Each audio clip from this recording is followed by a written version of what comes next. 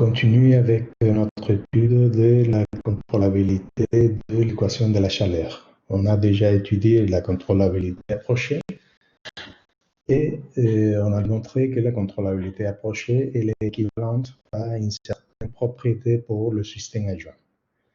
Maintenant, on va se centrer à la contrôlabilité à zéro, la nulle contrôlabilité. Voilà, ça va être objectif. Ça veut dire si pour chaque donnée initiale, y0 dans L2, il y a un contrôle V tel que la solution de notre problème direct. Hein? D'accord? L'équation de la chaleur, je vous rappelle, ça c'est un terme d'ordre 1 et un terme d'ordre 0. Bon, la solution vérifie qu'autant T est égal à YV, autant T est égal à 0. Et comme je viens de dire, cette propriété va être équivalente à une certaine propriété du problème adjoint. Et on va voir qu'elle va être équivalent à l'inégalité d'observabilité. Alors voilà le résultat. Le résultat dit justement ça, la équivalence entre la contrôlabilité à zéro, la nulle contrôlabilité et l'inégalité d'observabilité pour les problèmes adjoints. Voilà. Le théorème dit il y a une constante positive telle que pour tout y0, il y a un contrôle borné. De cette manière, la norme de V dans L2, c'est plus petit qu'une constante, la constante positive fois la norme au carré de y0. Et à la fois, IV, la solution satisfait que tant T est égal à 0. C'est-à-dire le point numéro 1 dit que la contrôlabilité elle est vraie et à la fois, on a une accotation de la norme du contrôle qui donne la contrôlabilité à 0. Bon, ça c'est équivalent à la propriété d'observabilité qui dit la chose suivante. Il y a une constante, du coup c'est la même constante, telle que la norme de phi 0 dans L2 au carré, c'est plus petit que Ct fois l'intégrale sur oméga croix 0t de phi. Et phi, qu'est-ce que c'est? Phi, c'est la solution de notre problème adjoint associée à la donnée phi 0 dans L2. Alors voilà, les deux conditions sont évidentes. Alors maintenant, si on veut démontrer le résultat de contrôlabilité à 0, on doit démontrer l'inégalité d'observabilité.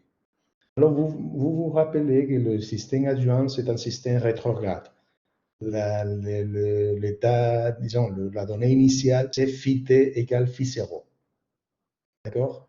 Et voilà, le temps parcourt au sens négatif, c'est-à-dire on va de grand T à 0. Alors, phi 0, c'est la donnée finale.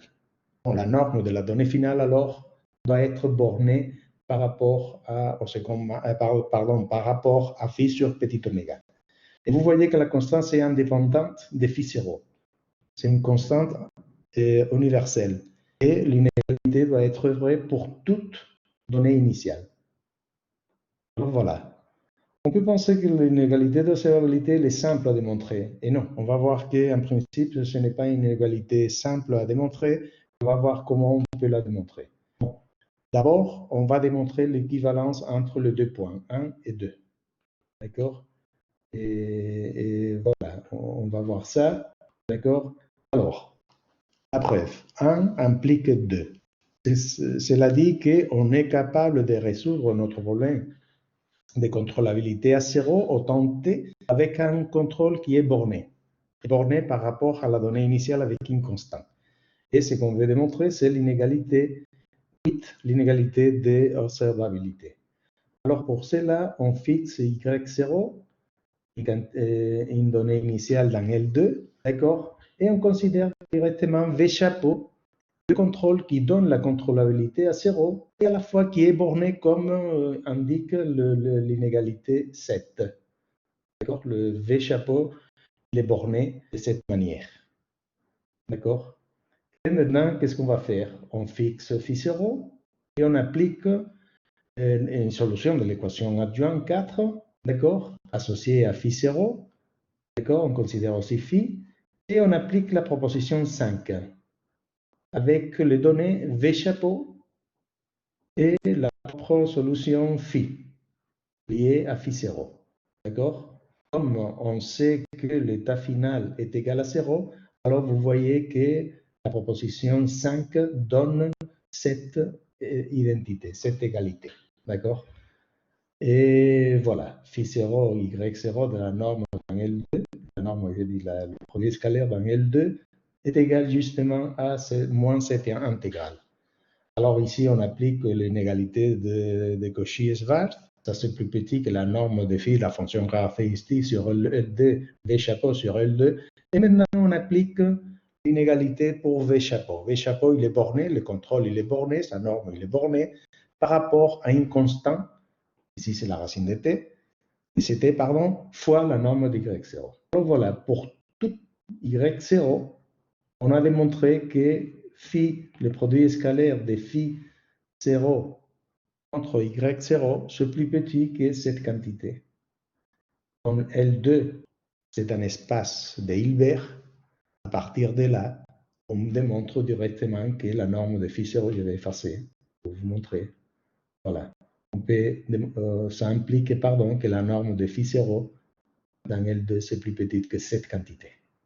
Donc, ça donne la contrôlabilité, ça donne l'inégalité d'observabilité. Donc voilà, 1 implique 2. On va supposer 2, ça veut dire on va supposer l'inégalité d'observabilité et on va démontrer des choses. D'abord, premièrement, qu'il y a un contrôle qui donne la contrôlabilité à 0, qui amène la solution à 0. Et deuxièmement, il faut démontrer que V, il est borné par une constante. Du coup, c'est la même constante que tout à l'heure, CT. Bon, c'est borné par CT fois la norme de Y0. Alors, on fixe Y0 et comme on veut démontrer un résultat à 0, disons, on veut essayer de trouver un V pour lequel IV de t est égal à 0. Bon, pour cela, on va pénaliser la quantité IV de t au carré.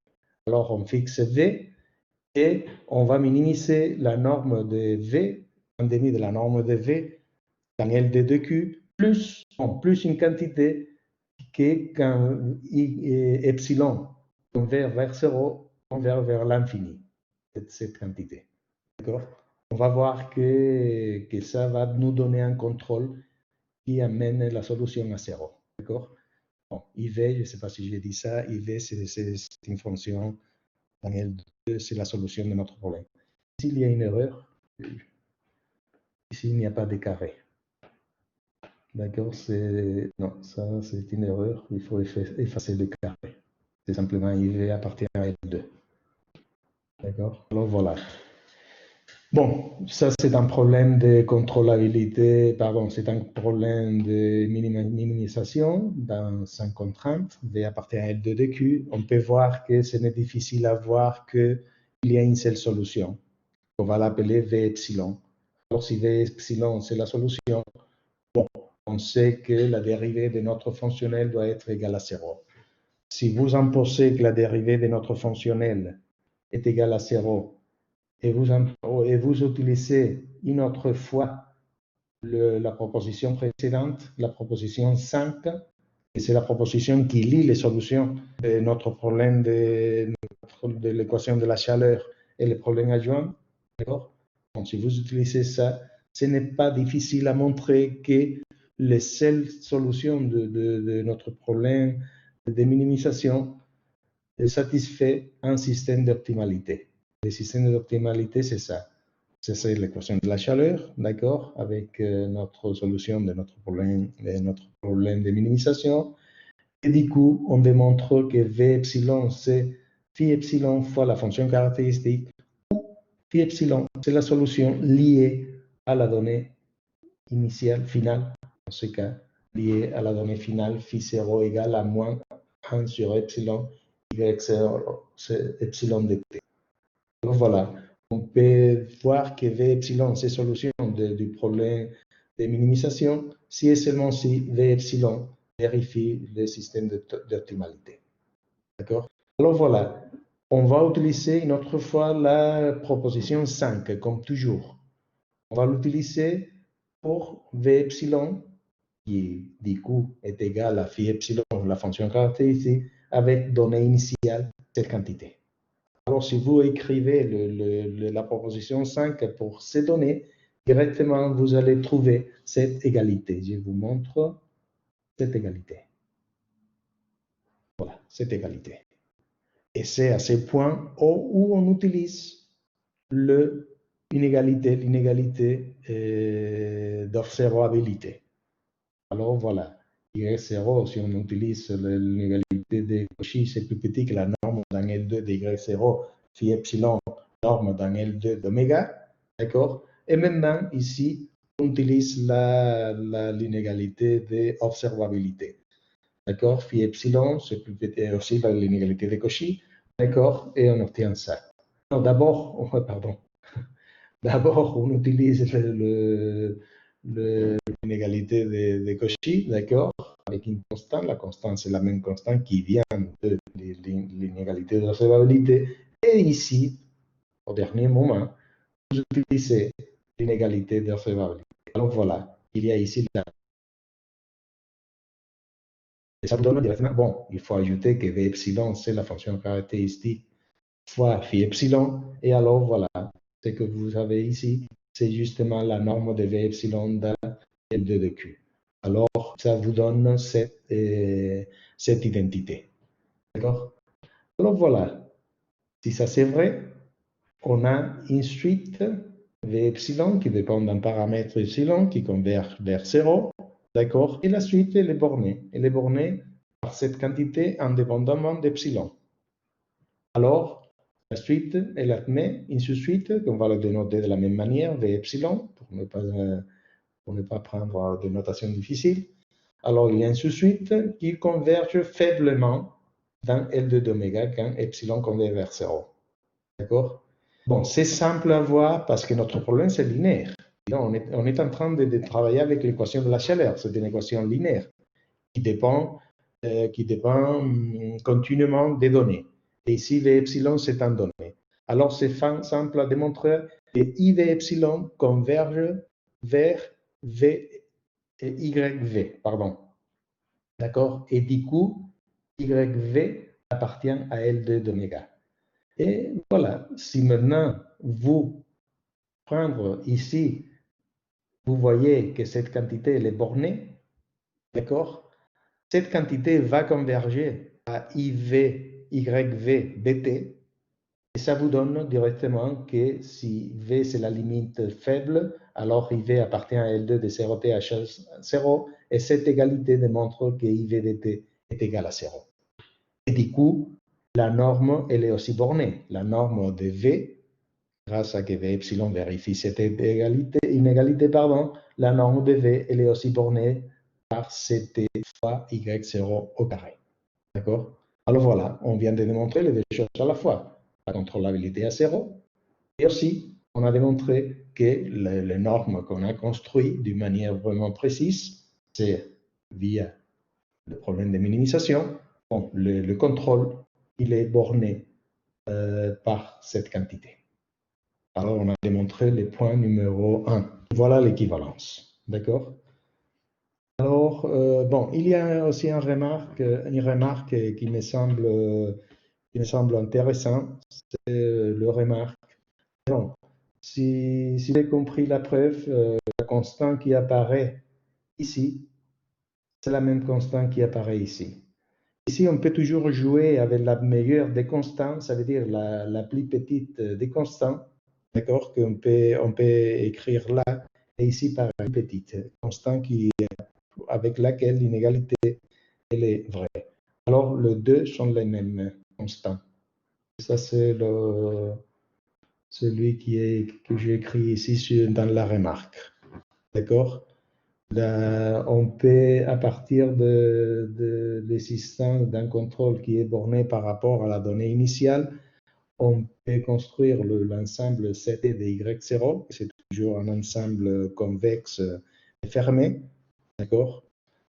Il est non nul, parce qu'on sait qu'il y a toujours un contrôle qui amène la solution à 0, d'accord? Donc, pour chaque Y0, c'est un ensemble fermé et convexe. Et alors, on peut parler du coût de contrôle, du control cost. On sait que la définition, c'est celle-ci. On prend le plus petit des contrôles, le contrôle qui amène la solution 0 avec norme L2 la plus petite. Et on fait ça pour chaque Y0. Et après, on prend Y0, le sup, quand Y0, sa norme est égale à 1. D'accord? Ça, c'est la constante appelée le coût du contrôle. D'accord?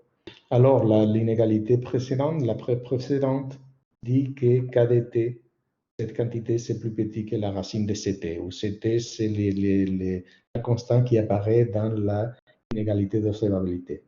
D'accord? Et du coup, on peut aussi démontrer la chose suivante.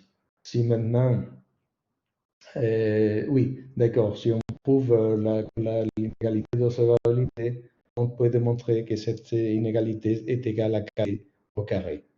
Donc, KDT peut être aussi caractérisé comme l'infimum de la racine de C, où c'est une constante qui vérifie l'inégalité d'observabilité.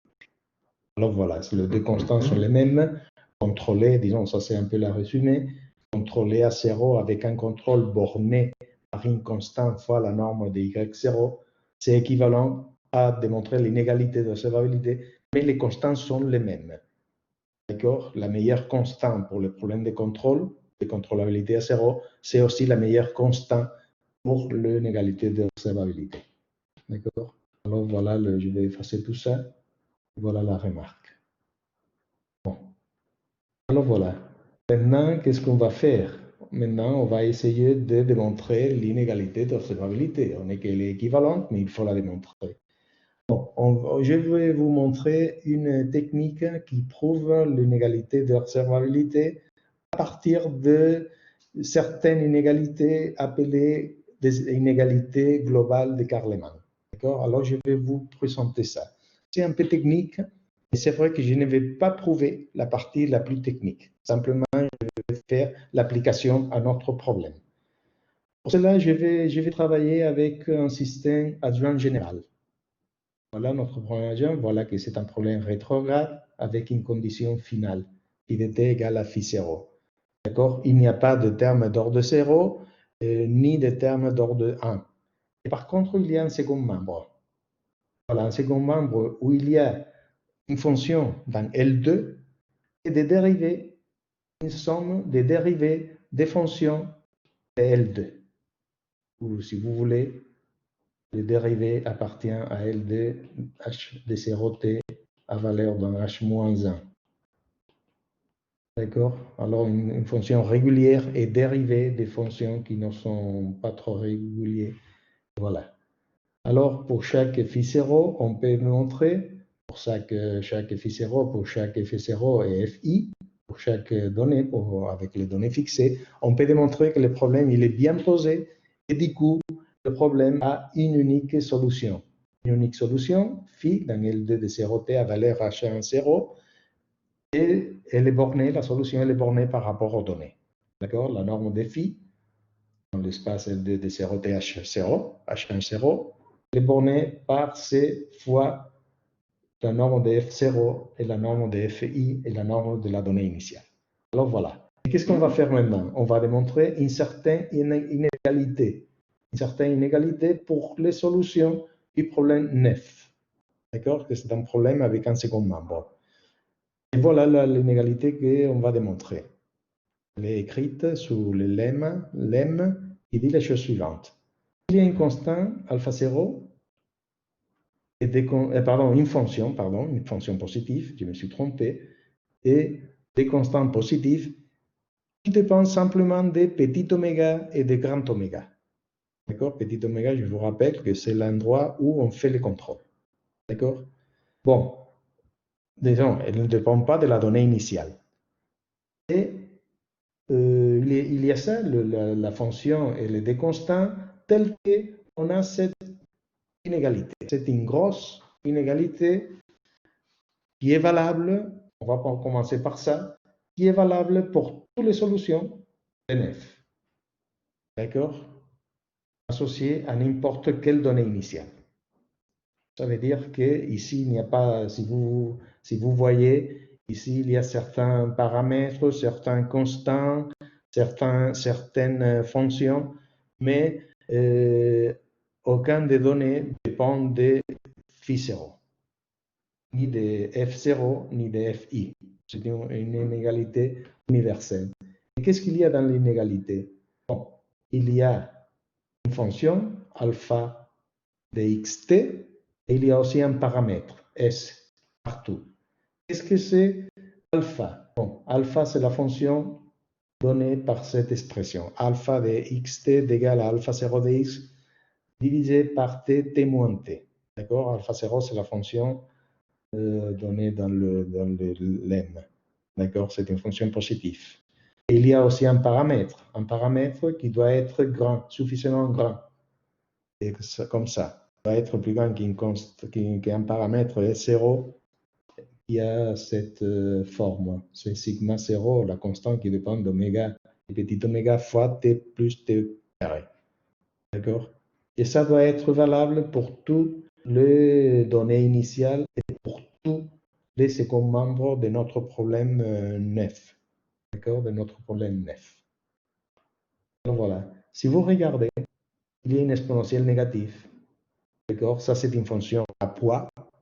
Il y a la norme de gradient de phi, la norme de phi à poids. Parce qu'il y a un poids. C'est tout ça. C'est exponentielle fois t moins 1, t moins t moins 1. Et pareil, ici, c'est pareil. Il y a un poids. Le poids, c'est un peu différent. Il y a aussi un paramètre. Ici, un autre paramètre. Il y a partout, il y a des poids et des paramètres. Mais si vous regardez le comportement de notre poids au point t égale 0 et t égale grand T, le poids converge vers 0. C'est un poids strictement positif, mais c'est vrai que quand le temps s'approche à 0 ou à grand T, cette quantité converge vers 0. D'accord? Parce que alpha, voilà la forme d'alpha, et alpha 0, c'est une quantité, c'est une fonction, pardon, positive. D'accord? Alors, c'est une égalité à poids. Il y a des poids, il y a des paramètres. Les paramètres doivent être grands et les poids sont positifs, mais en tout cas avec un comportement asymptotique, autant t égale 0 et autant t égale grand T. D'accord? Et si vous voyez dans l'expression, il n'y a pas la donnée initiale. La donnée initiale n'apparaît pas dans l'inégalité de Carleman. Si vous voulez, elle apparaît, mais de manière implicite. C'est ici. La seule information où apparaît la donnée initiale, c'est cette information. Parce qu'on a l'intégrale de phi dépend de la donnée initiale, phi 0, d'accord, sur petit oméga croix 0t. D'accord? Phi 0, si vous voulez, la donnée initiale de notre problème nef apparaît d'une manière indirecte. D'accord? Alors voilà. C'est très technique la preuve. Et je préfère ne pas la faire. D'accord? Si vous êtes intéressé, voilà quelques références, mais je vous conseille que la dernière, c'est la meilleure. D'accord? C'est la plus claire. Et voilà. Et du coup, dans cette référence, il y a les conséquences de l'inégalité de Carleman. Et les conséquences, c'est la contrôlabilité à zéro, que c'est notre prochain objectif. Montrer à partir de ça l'inégalité d'observabilité pour les règles. Alors, je vous répète, on a un système général, nef, c'est l'équation de la chaleur rétrograde avec un second membre. D'accord? Et pour cet système, pour ce problème, on a démontré l'inégalité globale de Carleman. D'accord? Et c'est une inégalité à poids. Alors voilà, on va appliquer maintenant Ah oui, avant ça. Si vous voulez plus d'informations, je vais vous montrer la forme de alpha 0. D'accord? Et dans ce cas, le alpha 0, elle est donnée comme cette quantité. C'est l'exponentielle de c fois m fois une nouvelle fonction eta 0. D'accord? Et voilà, eta 0, c'est une fonction positive dans oméga, avec dérivée normale négative sur la frontière. N, c'est la normale extérieure de notre domaine au point de la frontière X. Alors la dérivée normale, elle est négative. et le gradient est le différent de 0, sauf peut-être sur oméga. Alors, eta 0, c'est une espèce de montagne, d'accord, où le point où la dérivée s'annule sont des points qui sont sur oméga. D'accord. Bon, si vous êtes intéressé en tout cas dans la dernière référence, vous pouvez trouver plus d'informations sur la référence 3. D'accord. Alors voilà. Quel est notre objectif? Notre objectif va être de montrer l'inégalité d'observabilité pour le problème adjoint, pour le problème 4. Et vous voyez que nous avons une inégalité de Karlemann pour un autre problème, que ce n'est pas 4, c'est un autre problème. Alors, la première chose qu'on va faire, c'est démontrer une inégalité de Karlemann pour notre problème 4. Du coup, voilà le lemme. Alors, le lemme dit qu'il y a une constante C1 et sigma positif qui dépend de petit oméga et de grand oméga, tel qu'on a une inégalité qui est proche à la précédente. Ici, il n'y a pas de second membre, mais par contre, il y a les termes d'ordre de 0 et les termes d'ordre de 1. Bon, l'inégalité, c'est la même que tout à l'heure, sauf qu'il n'y a pas de second membre. C'est pour ça que le seul intégrale qu'il y a dans notre inégalité, c'est l'intégrale locale sur petit oméga. D'accord? Et par contre, S doit être un peu plus grand que le S précédent. S doit être plus grand qu'une nouvelle quantité, sigma S1, pardon, qui a cette structure. Et voilà, ici, on peut voir la dépendance par rapport à la norme infinie. D'accord? Alors voilà, c'est une inégalité d'observabilité, et cette fois-ci, pour notre problème adjoint, pour le problème qui nous intéresse. Alors, on va démontrer cette inégalité. La preuve est simple. Cette inégalité est une conséquence de l'inégalité précédente. Pour cela, on va regarder notre problème adjoint de cette manière. On va passer de l'autre côté B divergence de B phi et A phi. On la passe de l'autre côté. Et on va appliquer l'inégalité d'observabilité générale, la première, l'observabilité de Karlemann première, on va l'appliquer à F0, et c'est moins A phi. Et voilà, vous voyez ici qu'il y a des dérivés. Bon, alors Fi est égal à cette quantité. Alors, on sait, si on utilise la notation F0, c'est ça, Fi, c'est ça, on sait que cette inégalité elle est vraie, et voilà l'inégalité, pour tout S plus grand que S0. S0, c'est le paramètre donné par le théorème qui donne l'inégalité de Karlemann général. D'accord? Mais il y a un prix à payer. Voilà, ici c'est Phi0 et ici c'est Fi. D'accord? On a ces termes-là. Et qu'est-ce qu'on va faire maintenant? On va faire une chose, c'est, si vous voyez ici, je vais effacer, peut-être c'est plus clair si j'efface d'abord. Bon, on va absorber, on va éliminer ces termes en utilisant qu'ici il y a un paramètre qui peut être grand. Et ici c'est pareil. Voilà, ici il n'y a pas de paramètre, et ici il y a un paramètre S carré, que c'est plus petit que S3. Alors on va prendre S suffisamment grand d'une telle manière qu'on peut absorber ces termes. Je vais effacer pour vous montrer.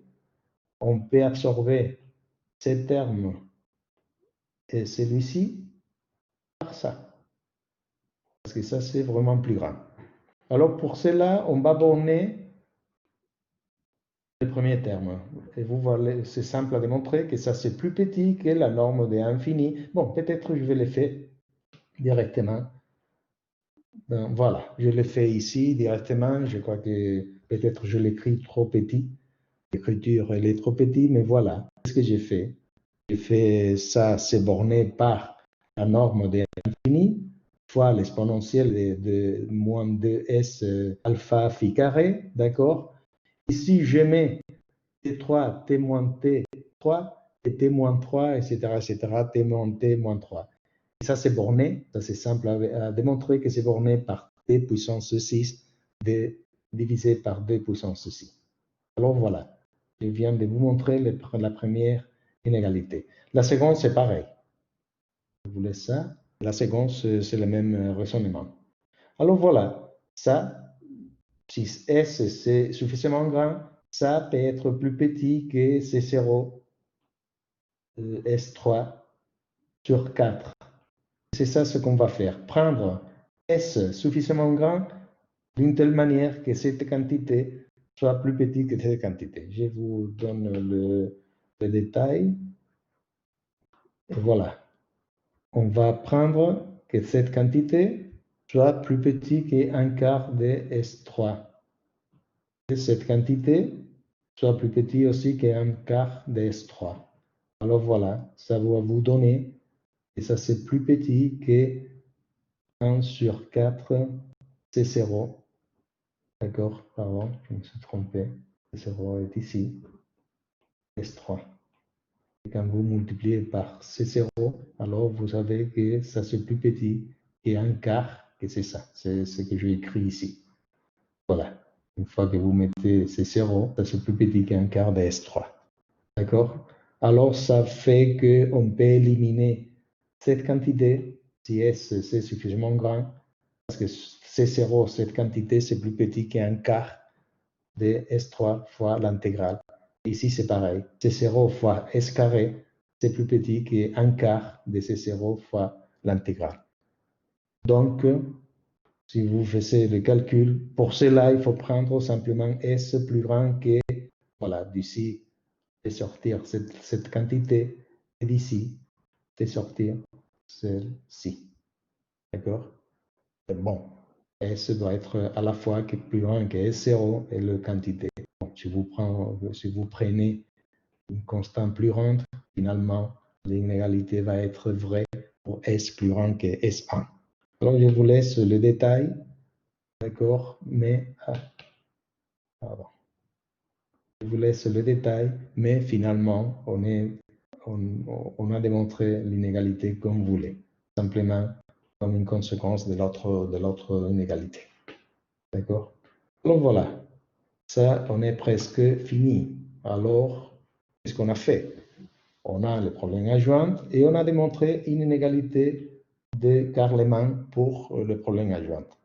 La dernière phase va être démontrée à partir de l'inégalité de Carleman global. On va démontrer l'inégalité d'observabilité. Ça va être le dernier pas, d'accord?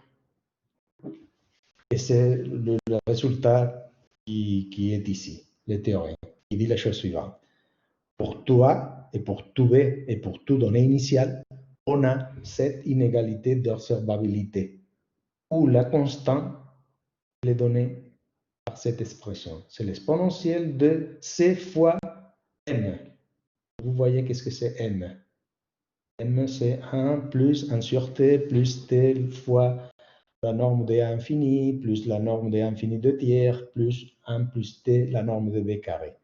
D'accord? Alors, voilà, ça c'est le résultat. Je vous rappelle que ça c'est la constante qui donne les coûts de contrôle. Parce que vous vous rappelez que l'observabilité est équivalente à le résultat de contrôlabilité à 0 plus le coût de contrôle. Alors voilà, le coût de contrôle dit que c'est comme l'exponentielle de C fois M. D'accord? Et voilà la dépendance de M. Alors voilà, si T c'est petit, vous voyez que le coût de contrôle commence à croître. D'accord? C'est une fonction croissante par rapport à T. Quand T converge vers 0. D'accord? Alors voilà, qu'est-ce qu'on va faire? Voilà, on a cette inégalité. L'inégalité de, je vais effacer, on a cette inégalité. On sait que toutes les solutions de notre problème adjoint vérifient ça. En particulier, ça est plus petit que ça. D'accord? De cette manière, S3 s'en va et je peux écrire que l'intégrale sur Q, c'est plus petit que C fois l'intégrale sur petit oméga. D'accord? Je ne vais pas utiliser toute l'information sur Q. Je vais travailler sur oméga croix écart, croix écart. Or, si je fais ça, c'est direct de l'inégalité de Carleman, on peut écrire ça. L'intégrale sur oméga croix d'écart, 3 d'écart, c'est plus petit que C1 fois l'intégrale sur petit oméga de tout ça. D'accord? Voilà. Et qu'est-ce qu'on va faire maintenant? C'est clair, on va borner. On va choisir S convenable, parce que ça c'est vrai pour tout S, plus grand que S1. Bon, on va choisir S convenable, et une fois qu'on a choisi S, on va borner. Ça va être plus petit qu'une certaine exponentielle, on va voir. Et par contre, ça va être plus grand, parce que vous voyez que le poids, maintenant, il est strictement positif et il est borné inférieurement, parce qu'on travaille sur l'intervalle d'écart, 3 d'écart. Alors, les détails techniques, je vous laisse. Et ça, c'est un peu la philosophie. On doit borner ça, on doit choisir S plus grand que S1, et on doit borner inférieurement ça, par-dessous. D'accord? Alors, c'est ça ce qu'on fait. Voilà. On doit prendre S suffisamment grand et on peut démontrer que l'exponentielle qui se trouve dans l'intégrale à droite, elle est plus petite qu'une constante fois une certaine exponentielle. Ah bon, je vous rappelle qu'est-ce que c'est alpha. Alpha, c'est alpha 0 sur t, t moins t. D'accord? C'est pour ça qu'on peut borner de cette manière. Ça, c'est valable pour tout x et pour tout t dans le cylindre oméga croix 0t. Et ici, quand on est loin de t car, on est loin de 0 et on est loin des grands t, de la même manière, on peut démontrer que le poids qui se trouve à gauche, il est plus grand que cette quantité. D'accord? Alors voilà, c'est vrai qu'on doit choisir S suffisamment grand, plus grand que le maximum de S1 et une nouvelle quantité que c'est une constante fois t carré. Alors, si on prend S égale à S3 et on choisit simplement S3 comme S3 fois t carré plus t carré, etc., d'accord? Alors, voilà, on peut utiliser les accotations précédentes et on peut arriver à cette inégalité. L'intégrale sur petit, grand oméga croix t quart, 3 t quart, c'est plus petit. Bon, ici, voilà, comme ici il y a S sur t carré, S est égal à S3, alors S3 sur t carré vous donne l'expression constante 1 plus 1 sur t plus la norme de A 2 tiers plus B. Et vous pouvez les montrer cette inégalité. L'intégrale sur oméga croix t quart, 3 t quart, c'est plus petit, et une constante fois l'information sur petit oméga. Ça, c'est indépendant de la donnée initiale. Et finalement, qu'est-ce qu'on fait? Bon, on utilise l'inégalité d'observabilité. J'écris directement l'inégalité d'observabilité qui dit que l'intégrale sur oméga de phi 0, c'est plus petit qu'une constante fois l'intégrale sur oméga croix t quart, 3 t quart. D'accord, de phi carré. Alors, si vous combinez une combinaison de deux inégalités, celle-ci et celle-ci, vous donne directement l'inégalité d'observabilité et du coup, le comportement aussi de la constante qu'il y a dans l'inégalité d'observabilité. Et voilà, ça finit la preuve. Et on a démontré l'inégalité d'observabilité et du coup, le résultat de contrôlabilité à 0 pour l'équation scalaire. D'accord? Et voilà le résultat qu'on vient de démontrer. On fixe T pour tout A et pour tout B. Pour toute donnée initiale, il y a un contrôle qui amène notre système à 0 et aussi la norme du contrôle, elle est plus petite et une exponentielle fois la norme d'y0. Et voilà, ça c'est le coût de contrôle. D'accord? Et voilà comment est le comportement par rapport aux paramètres de notre coût.